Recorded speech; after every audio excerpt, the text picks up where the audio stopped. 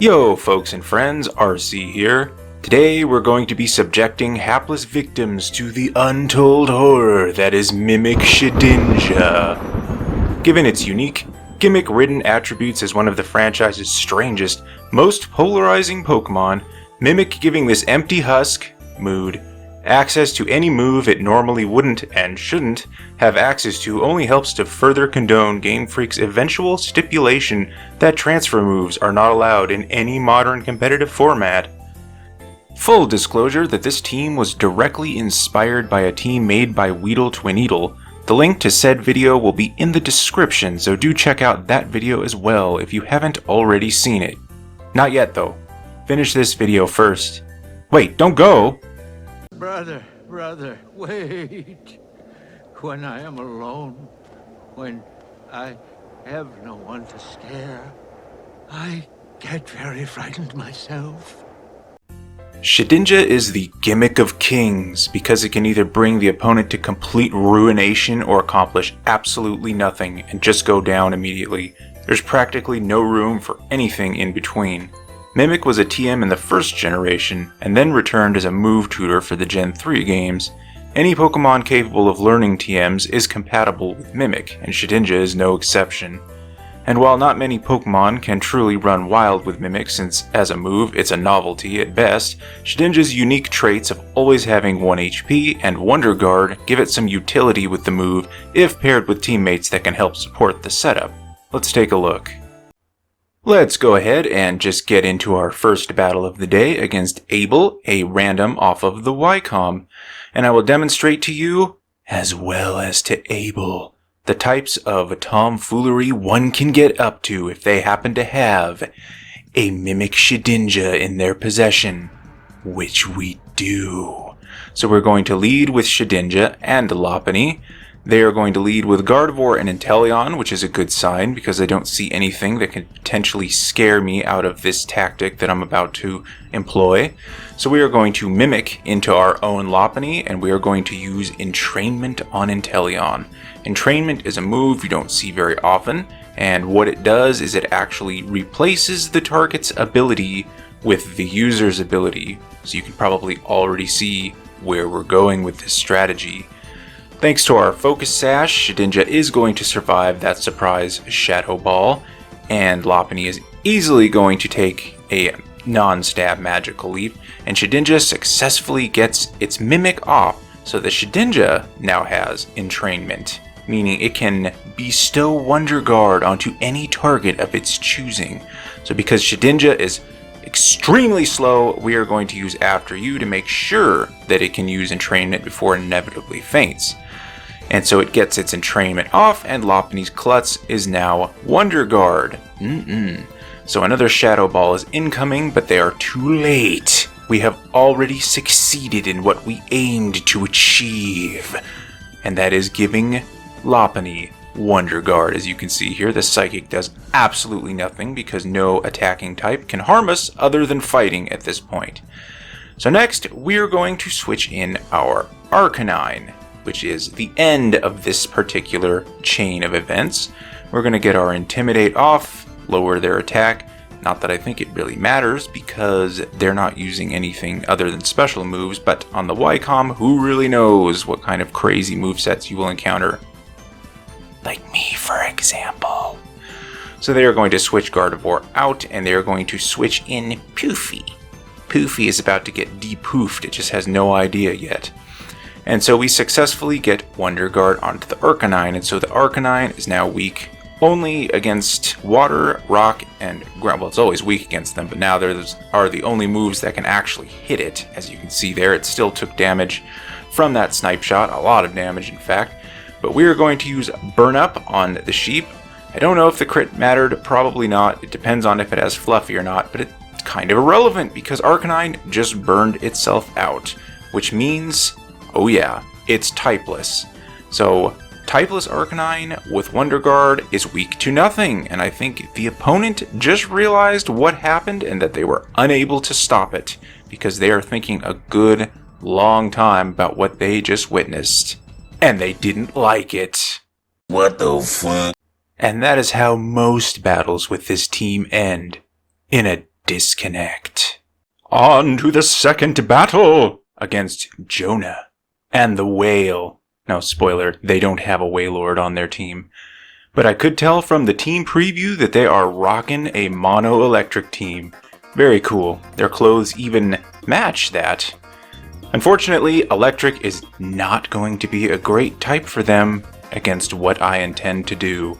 So we are going to lead with Shedinja and Lopunny again and try to emulate the same opening turns that we performed in the last battle, so this should be pretty familiar to you. Going to use Mimic on Lopunny, going to use Entrainment on Vikavolt. Didn't really matter which one of them I chose because changing their abilities is not really the aim, it's just to use the move so that it can be Mimic, since, Mimic will fail if the target has not used a move yet. So we get that Mimic off and voila, Entrainment. They're going to set up some sticky web and lay that on the ground and get some spikes going. So their focus on entry hazards was a dire mistake. I don't know what they could have realistically done to stop me in the first turn with that lead, but it wasn't that. And entry hazards are not going to help against what I'm planning on doing. So I was thinking about busting a facade against the Vikavolt, but I'm like, nah, I may as well not, because just my luck it'll have some crazy item like a red card and just ruin my strategy. So I just use After You on Shedinja. It wasn't necessary because we already saw from the first turn that Shedinja was going to go first anyway, but as I said, there wasn't anything better for Lopunny to do in that situation. Normally, you would just want Shedinja to faint by this point, but they didn't damage it at all, so we're just going to manually switch into our Arcanine here. This is also the main reason I chose Intimidate as the ability for Arcanine, so that if it did have to be switched in manually and potentially take a hit, it could hopefully take it better if it's a physical hit. Because, obviously if you switch it in and it just immediately faints, then you can't get your Entrainment Wonder Guard onto it, well, that's a problem. But that is not the case for us. We do manage to get Wonder Guard back onto the Arcanine, and I don't know if the opponent knows yet how screwed they are. I imagine they probably have a good idea at this point at what's going on. And so we are going to use Burn Up. Burn Up is the move that removes your fire typing after it's used. And if the Pokemon using Burn Up has a secondary typing, they just become that typing. But if they're pure fire type, then they have no typing whatsoever, which is what makes the Arcanine quote-unquote invincible. It's not really, because you can still hit it through certain means like Mold Breaker, or the clone abilities like Terravolt still hit it, etc. And here I'm going to just speed up the footage quite a bit because it's just me very slowly whittling down the opposing team with mostly passive Pokemon. But I'll take this as an opportunity to explain why the Arcanine has a Flame Orb. You might have noticed in the last battle or in this battle, or both, that it has a Flame Orb, and that is because one of the main ways to stop it once it's fully set up is to use Toxic, because Toxic will be a death sentence for it. However, it has Morning Sun, so it can actually heal off the damage from burn, and even if they use Leech Seed, etc., it doesn't have to worry too much about that. And thus, at long last, we have managed to whittle down Jonah's team, as well as Jonah's pride. So they are on their last two Pokemon, and it is here that they decide to Gigantamax their Toxtricity. Perhaps they thought that G-Max moves could bypass abilities like Wonder Guard. I'm not too sure what they were thinking. But, spoiler, they're wrong. I know that Dynamax is extremely broken and that it just nullifies a bunch of moves, abilities, and whatnots, but Wonder Guard is not one of them. So down goes Bolton. I was such a tremendously good boy, with an I, B-O-I.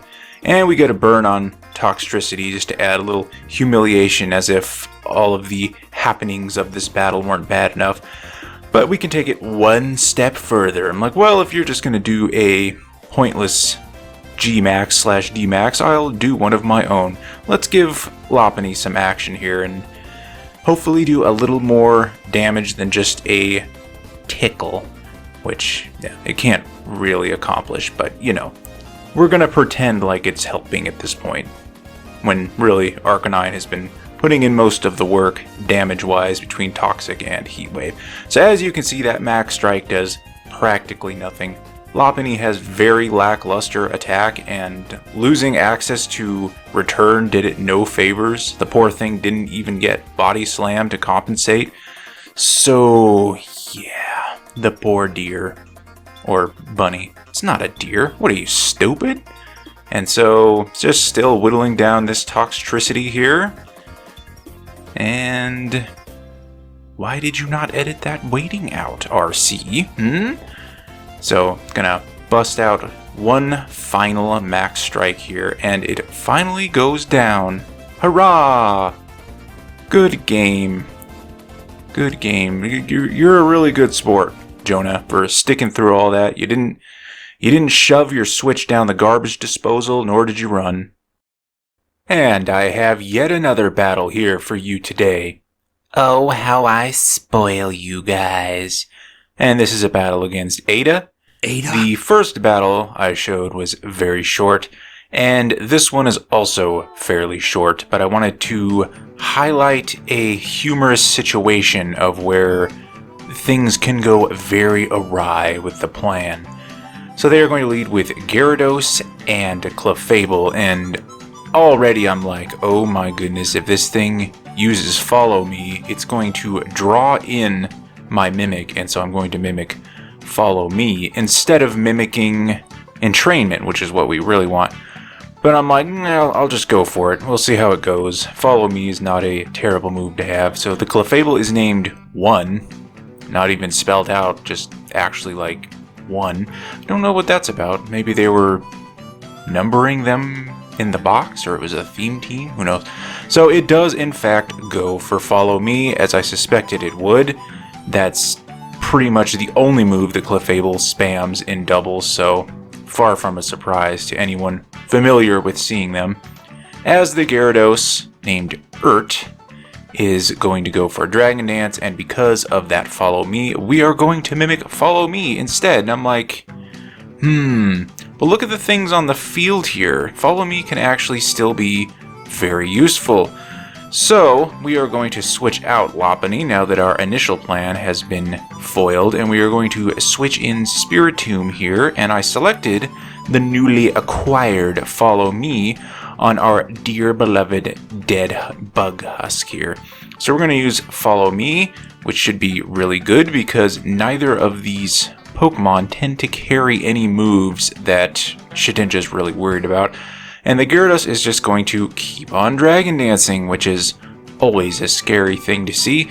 I'm not super worried right now. I probably should be, but unless it's carrying Crunch, which is very rare, I don't think it has any way to actually get through Shedinja. So as long as Shedinja is here and using Follow Me, the Gyarados is not a concern. Now if they do get past Shedinja, then I'm in a world of hurt after all these Dragon Dances, because there's another one just dancing away over here. Young and moist, only 17 feet long. That's not actually how long Gyarados is, but it is very, very long for a monster that is supposed to fit in your pocket. So they're going to just keep spamming Dragon Dance. We are going to keep spamming Calm Mind. Very exciting stuff. And there we go with our Follow Me, becoming the center of attention. And Clefable also using Follow Me, being the center of attention. And another Dragon Dance. Huzzah! The dancing intensifies. You boost those stats, Urt. So Spiritomb here, going to go for another Calm Mind, just boosting right alongside the Gyarados. This is major deja vu so far, because pretty much every turn has been exactly the same. The only real difference has been the first turn, and only on my side. They have done nothing other than use Follow Me and Dragon Dance. But it took them a long time to consider these actions. I edited it down for what you're seeing, the final product, but there was quite a bit of communication between rounds, let us just say. So in comes another Calm Mind on our lovely Spirit Tomb here, continuing to boost our special attack and special defense. And we're gonna go with Follow Me again. At this point I'm like, okay, yeah, let's actually start whipping out some damage. I'm gonna target Gyarados. I'm pretty sure they're gonna use Follow Me because Clefable has not done anything but use Follow Me, so I don't see why it would break tradition now, and it doesn't. It's gonna wiggle that finger right in the air, and Gyarados is continuing to Dragon Dance. Fantastic. You hate to see it. So we are going to go for Hex on this Clefable. It does not cause a tremendous amount of damage. Either it's very specially invested or it has Unaware. Sometimes they have Unaware, sometimes they have Magic Guard. They're both really good abilities, so either one is more than viable. And we're just going to keep continuing to use Follow Me, and they're going to continue to use Follow Me, because why not, right? So the Gyarados is going to go for the Waterfall there. Obviously it does absolutely nothing against our shed skin. How crispy do you think that would be? Maybe a little bit of guacamole. Just give it a good thorough dipping. The crunch you can't resist. Shedinja. So we're just going to continue to go for Follow Me here. Waggle our finger that we apparently have now thanks to Mimic. Fingers. Finger licking good, you mean? So this Ninjask actually has Aerial Ace, which I wasn't really expecting because that's not a move that gets used outside of Dynamax because it's weak as heck. So we finally get to actually harm the Gyarados, which has been defended by its Follow Me partner for the entire match up to this point. And here I'm just going to go for Ally Switch, do something different, mix it up a little bit, but apparently taking damage on their Gyarados was enough to finally discourage them out of the battle. Here is the rental code for you fine people. Go ahead and grab it while it's still available before it inevitably gets replaced by a new rental team down the road. As you can see, there are a variety of recipients to choose from to end the entrainment chain. You saw me demonstrate Arcanine, but you can also choose to go with Luxray, which has Magnet Rise to remove its sole weakness, Gastrodon if you notice the opponent lacks Grass, or Spiritomb for the classic Wonder Tomb. The Fairy type exists now, so Wonder Tomb now can be hit with super effective damage, but it's here for its meme status. And if none of those options work out for you, Lopunny also has Endeavor, which wasn't used in any of these battles, but it is there. Since Shedinja's HP is a static value of 1, it can cause some real panic in or outside of the disco by mimicking Endeavor. That'll do it for this video. Almost every opponent I faced eventually forfeit or outright DC'd, so it was no easy task to compile even halfway decent footage, though hopefully you derived entertainment from what I did manage to get. Entertainment or entrainment? If you enjoyed envisioning the expression on my adversaries' faces when they were struck with the horrifying realization that they could not hope to KO my Pokémon, go ahead and select Mimic against that tender like button, subscribe, and whatever YouTubery things you feel up to. If you've made it this far, leave a comment that you will never forget, dear Wonder Tomb. And as always, until next time, adios.